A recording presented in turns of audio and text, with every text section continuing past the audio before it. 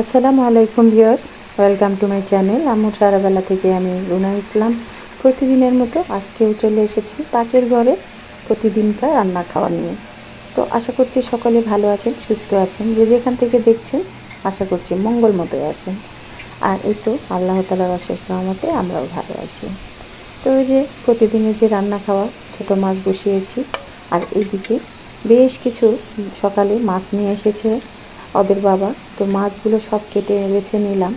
আর যে কোনো মাছের মাথা কিন্তু বেশি দিন রেখে দিলে স্বাদ নষ্ট হয়ে যায়। আপনাদের কার কেমন লাগে? আমার কাছে তো তাই মনে হয়। তো তেলাপিয়া মাছ নিয়ে এসেছে মিডিয়াম সাইজের 2-3 কেজি।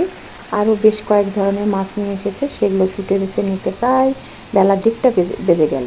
তো এই সময় আর কী করব, মানে মানে মানে বেদিশ হয়ে গেছে যে রান্না করব না বাসার আনুষঙ্গিক কাজ আছে সেগুলো করব। তো রান্না খাওয়া তো করতেই হবে, বাচ্চা কাচ্চা আছে।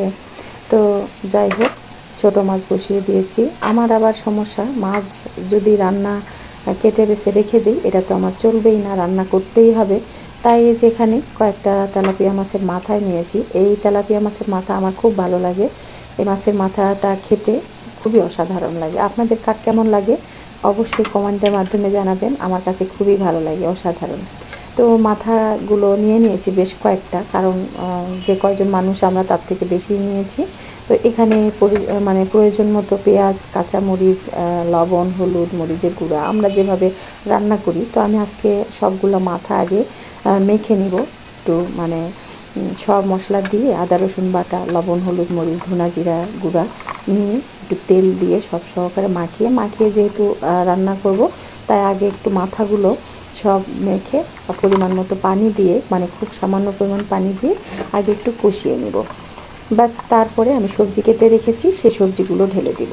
আর এই তরকারিটা আমার কাছে যেন কখনোই পুরাতন হয় না। আমি বেশ কয়েকদিন, আমার যারা র্যান্ডাম ভিউয়ার্স আছেন তারা নিশ্চয়ই এতদিনে বুঝে গেছেন যে এই খাবারগুলো আমার খুব প্রিয়। আর এগুলো আমি কয়েকদিন পরপরই করি, আর সেটাই আপনাদের সাথে শেয়ার করি। এত ব্যস্ততার মধ্যে কিন্তু আজকেও বাদ দিই নাই, আজকেও কিন্তু আমি ভিডিওটা করেছি এবং আপনাদের মাঝে শেয়ার করছি।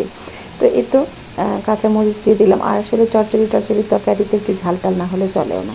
এই যে এই মাছগুলো নিয়ে এসেছে অনেকগুলো, এই ছোটো মাছ, কাসকি মাছ, মোয়া মাছ, চিংড়ি মাছ, তারপরে রুই মাছ। তো বড় মাছগুলো তো কেটেই আনে, ছোটো মাছগুলো এই যে।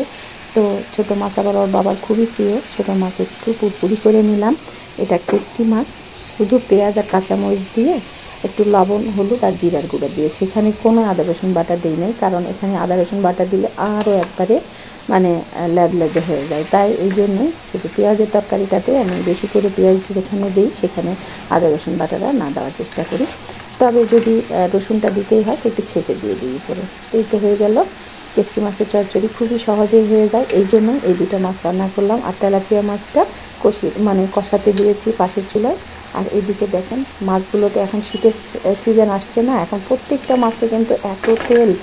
এই যে চচ্চড়িটার উপরে মনে হচ্ছে কতগুলো তেল দিয়েছে, আসলে কিন্তু এতগুলো তেল দিই নাই, কতগুলো তেল বের হয়েছে দেখেছেন। এটা ছোটো মাছেরই তেল। আমি যখন মাছগুলো ধুচ্ছিলাম হাতগুলো আঠা আঠা হয়ে গেছিলো মাছের তেলে। তো হয়ে গেল মানে ফুটফাট করে খুবই সহজে একটা চচ্চড়ি। আর এই যে এদিকে আমার মাছটাও কিন্তু বলক উঠে গেছে, একটু নেড়ে চেড়ে এপিট ওপিট করে 2-3 মিনিটের মধ্যে একটু কষিয়ে নেব। ঝোলটা কমে আসলে সবজিটা উপরে দিয়ে দেব, দিয়ে পরিমাণ মতো হালকা পানি দিয়ে ঢেকে দেব। জাস্ট এই তরকারিটা হতে সময় লাগে 20-25 মিনিটের মতো, তাহলেই হয়ে যাবে। তো এভাবে মাছটা যদি আগে একটু কষিয়ে নিই তাহলে কিন্তু মাছটা খেতে ভালোই লাগে। ওর বাবার একটু ঝামেলা, সে মাছের ভিতরে কিছু ঢুকলো না বা ঢুকলো এটা নিয়ে তার একটু মানে কনফিউশন থাকে। এই জন্য আমাকে হয় কষিয়ে না হয় একটু ভেজে রান্না করতে হয়। তো এই যে দেখেছেন করলার আলু, এটা ঢেলে দেওয়ার সময় কিন্তু আমার ক্যামেরাটা অফ ছিল, বুঝতে পারি নাই। তো পরে দেখাচ্ছি এই যে তরকারিটা লাস্ট ফিনিশিং। তো ছোটো আলু কেটে নিয়েছিলাম এরকম চাকা চাকা করে, আর সাথে করলাও চাকা চাকা করে কেটে নিয়েছিলাম। আর ফ্রিজে রাখা রাঁধুনির পাতা একটু দিয়ে দিয়েছি, খুব সুন্দর একটা ঘ্রাণ বের হয়েছে।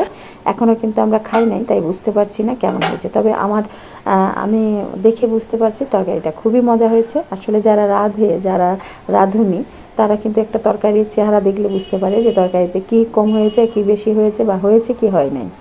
তো এতটুকু অভিজ্ঞতা হয়েছে এই 30 বছরে। আশা করছি আপনাদের ভিডিওটি ভালো লাগবে। তো আমার এই র্যান্ডাম রান্না খাওয়ার ভিডিওগুলো কার কার ভালো লাগে কমেন্টের মাধ্যমে জানাবেন। তাহলে আমি সারাদিনে যে রান্নাগুলো করি সেগুলোই কিন্তু আপনাদের মাঝে শেয়ার করি। ভিডিওগুলো ভালো লাগলে লাইক কমেন্ট শেয়ার করে দিবেন, পাশেই থাকবেন। আজকে পর্যন্ত, আল্লাহ হাফেজ, শুভ দুপুর।